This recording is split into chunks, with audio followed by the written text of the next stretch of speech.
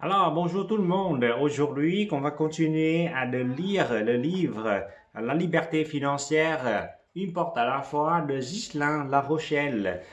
Aujourd'hui, qu'on est rendu au chapitre 8 pour parler du secret numéro 4, comment devenir libre financièrement sans mettre à risque votre famille. C'est très important. Comment est-ce que qu'on peut devenir libre financièrement? OK, en tout de protégeant, OK, notre famille, euh, aucun risque, avec aucun risque. Donc, ce qui est très important pour la tranquillité de notre famille. Donc, quand la famille est heureuse, nous, on est heureuse. Quand on est heureuse, qu'on peut avancer plus vite et plus tranquillement dans l'investissement immobilier, n'est-ce pas? Donc, on continue. Aujourd'hui, donc, la technique A, ici, c'est que avant de déposer une offre d'achat, donc, qu'est-ce qui est important, c'est que utiliser Google Street View, c'est une technique vraiment importante et intéressante d'après moi. Donc, sur Google Street View, il y a une fonction qui s'appelle le survol, qui est très intéressant. Vous pouvez voir l'évolution dans le temps de du terrain, l'état de l'immeuble. Donc, bien sûr, sur la surface, et s'il y a des travaux, des arrondissements qui ont été effectués dans le temps ou non. Donc, et puis, vous pouvez utiliser vérifier sur le registre foncier du Québec aussi. Donc, je vous parle seulement le résumé, hein. Donc, si vous avez des détails, vous avez besoin des détails, donc posez votre question dans les commentaires en bas. Je vous répondrai dès que possible. Ou bien, vous pouvez regarder ce livre. D'accord? Donc, et puis vérifier si l'immeuble est vendu avec ou sans garantie légale. D'après moi, c'est quelque chose qui est vraiment de base pour les investisseurs expérimentés, mais pour les débutants, c'est quelque chose d'important à vérifier. L'immeuble est vendu avec ou, ou sans garantie légale. D'accord? Euh, Évaluer les ratios. Ici, qu'on parle de beaucoup de ratios afin d'évaluer la rentabilité d'un immeuble. D'accord? Donc, qu'on parle par exemple plusieurs qui vous permettent d'analyser d'un multilogement, d'accord? Comme le MRB, multiplicateur de revenus bruts, MRN, multiplicateur de revenus nets, etc., etc. D'accord? Donc, regardez le livre, il y a une liste de, de facteurs ici. D'accord? Donc, la session B maintenant, la technique B. Pendant le processus d'offre et de contre-offre, donc, une technique que M. Ghislain La Rochelle nous a conseillé, c'est de vous incorporer. D'accord? Donc, vous incorporer, qu'est-ce que ça veut dire? Ça veut dire que qu'on peut on peut utiliser comme à titre d'une entreprise afin de protéger notre offre. Donc, il parle ici de plusieurs avantages quand on investit en immobilier en utilisant le titre d'une entreprise, non en personnel. Pourquoi? Parce que qu'est-ce qu'il parle ici? C'est que le fait de déposer une offre d'achat en utilisant votre propre nom personnel, d'accord, vous mettre à risque, autant d'un point de vue personnel que financier. Si les choses ne tournent pas comme vous avez prévu, l'entreprise, d'accord, limitera les dégâts. Il sera donc très dangereux de vous êtes déjà très avantageux, pardon, d'accord? Il est très avantageux que vous vous êtes déjà incorporé en ayant créé votre propre société par action qui s'appelle la SAPA ici au moment de déposer votre offre d'achat. D'accord? Donc, il y a deux principaux avantages ici. D'accord? C'est que lorsqu'un flip, vous faites un flip et il ne vous reste plus d'argent dans votre poche. D'accord? Une fois que vous travaillez comme une entreprise, d'accord? Une incorporation, d'accord? Donc, vous bénéficiez d'un petit taux d'imposition, d'accord? Et que si vous faites l'offre au nom d'une SAPA, ok? Opérante. Donc, j'aimerais utiliser le nom précis ici pour qu'on puisse être familiarisé avec tous les termes dans l'immobilier. Ce qui est important quand on travaille, on parle des mots professionnels quand on parle avec les gens. Donc, les gens peuvent sentir que nous, on est professionnels. Donc, ce sera plus facile de travailler plus tard pour vous de mémoriser les termes techniques dans l'immobilier. D'accord? Donc, on utilise SPA, propre société par action. D'accord?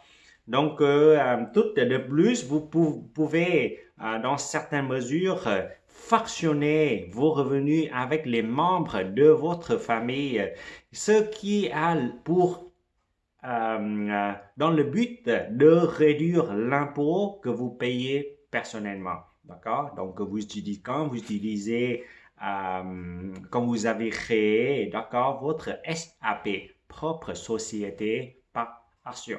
D'accord? Vous êtes protégé. D'un point de vue juridique, l'entreprise incorporée SAP est indépendante de ses actionnaires puisqu'elle possède une personnalité juridique distincte. Elle est par conséquent responsable de ses propres dettes. D'accord? Selon le principe de responsabilité limitée, tout contrat signé de la main de l'administrateur n'engage donc pas la responsabilité personnelle, qui est très important. D'accord? Donc, ici, qui parle plusieurs points concernant les bonnes clauses dans votre offre d'achat. Donc, si vous vous travaillez avec un courtier, je pense que tous ces points, les 3 points ici sont là. Par exemple, il y a des conditions comme la condition d'obtention du financement, la clause d'inspection, la condition de l'examen des documents. Donc, tous ces points-là sont déjà sur les offres d'achat officielles. D'accord? Si vous utilisez un template d'un coursier. D'accord. Donc, par exemple, si on parle ici,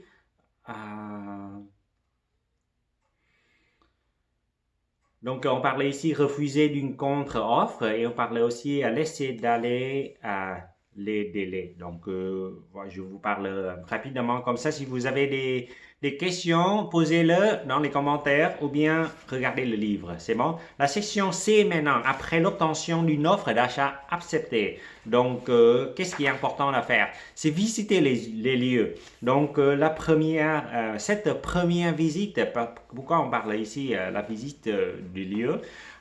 Parce que quand on achète dans multi-logement, d'accord, plusieurs 6 plex, 10 plex, 30 plex, par exemple, normalement, la condition pour visiter l'immeuble est qu'on ait une offre acceptée, une offre d'achat acceptée avant de pouvoir faire une visite.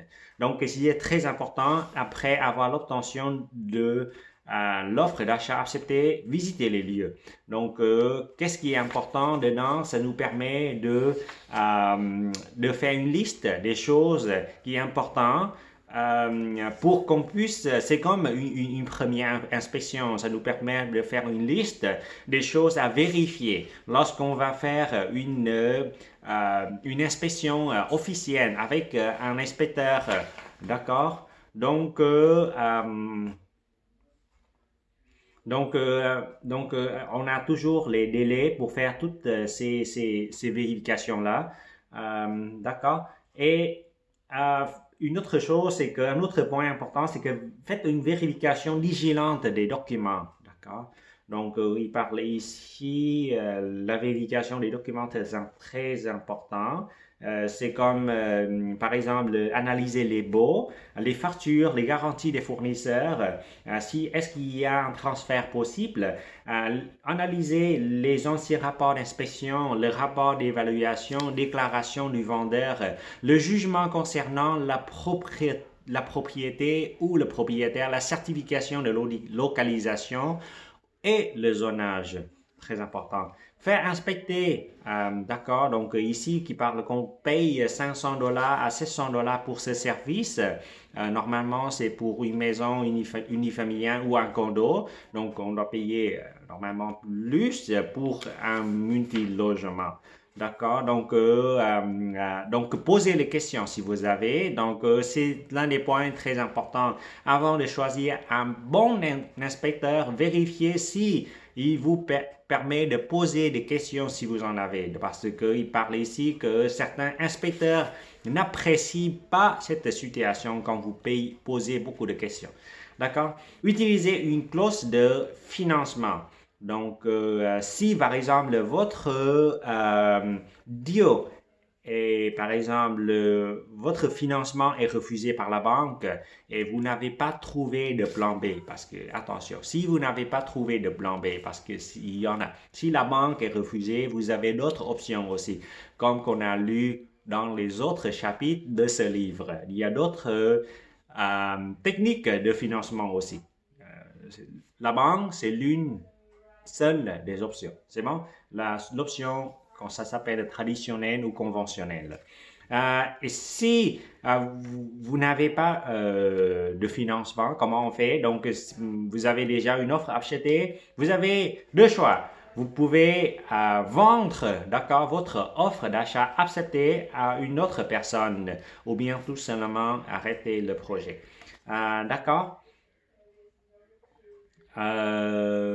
Il parle ici interrompre le projet. Ça veut dire que vous pouvez mettre en pause votre projet et puis vous pouvez relancer plus tard. Donc, chez le notaire, d'accord? Qu'est-ce qui est important ici à faire attention, c'est qu'avant de passer chez le notaire, d'après lui, il est important de faire une visite des lieux au moins 24 heures avant la signature chez le notaire et remarquer tous les changements qui nécessitent des fonds supplémentaires. L'astuce est de vérifier si tous les locataires occupent toujours le logement ou bien est-ce qu'il y a des changements depuis, par exemple. D'accord? Après l'acquisition, la session E ici, qu'est-ce qui est important, c'est que rassurez-vous qu'il n'y a pas de vice. D'accord? Malgré toute l'inspection, toutes vos précautions, c'est possiblement que vous avez trouvé des choses que vous n'avez pas vues ou bien ce n'était pas apparent. D'accord? Donc, une vis, qu'est-ce que c'est? Donc, il y a des conditions pour dire que c'est vraiment une vis cachée. Donc, il peut inclure une perte, une diminution de la valeur de l'immeuble. D'accord? Donc, pour votre recours, d'accord, il y a 4 conditions, 4 critères, d'accord, pour que ce soit vraiment un vice caché. 1, c'est le vice est vraiment caché. 1. 2, il est suffisamment grave pour causer un déficit d'usage. 3, il était existant au moment de la vente. Il était inconnu de l'acheteur. D'accord? Voici les deux principaux recours. La mise en demeure. Vous pouvez envoyer une mise en demeure au vendeur, lui demander de régler le vice caché. Par exemple, en s'occupant du processus de rénovation ou en vous dédommageant. D'accord? C'est une solution personnelle. Vous pouvez aller directement avec le vendeur pour le régler de façon personnelle. Donc, une poursuite, qu'on parle de quelque chose de plus important, d'accord? Donc, faire attention, d'après l'avocat Luc Audet.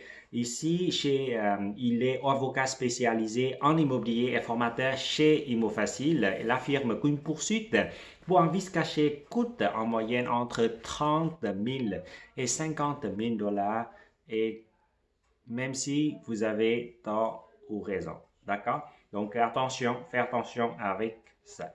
Donc, attention à la vente sans garantie légale, d'accord? Quand l'immeuble est vendu sans garantie légale, qu'est-ce que c'est? Ça veut dire que tous les risques et périls est à l'acheteur. Donc, il y a d'autres stratégies de sortie, par exemple la location à court terme. Vous pouvez louer votre immeuble ou les appartements à court terme sur Airbnb, par exemple, ou bien le revendre. Donc, si vous n'êtes pas satisfait avec votre immeuble, vous pouvez le revendre. Possiblement, l'un de vos locataires souhaiterait de l'acheter, n'est-ce pas? Et changement la vocation de l'immeuble, par exemple, vous pouvez toujours changer, si il est permis, convertir les appartements en condos et ensuite pour les revendre et pour faire un profit. Ou bien embaucher un gestionnaire si le profit est assez rentable. Vous pouvez embaucher un gestionnaire pour s'occuper de votre immeuble. D'accord? Donc, voilà, ça fait le résumé du chapitre 8 du livre La liberté financière, une porte à la fois. D'après moi, c'est un livre très intéressant. Donc, si vous commencez en immobilier, donc regardez ce livre-là pour avoir les notions vraiment de base en immobilier. Donc, merci beaucoup de votre attention et vivons l'immobilier. Merci.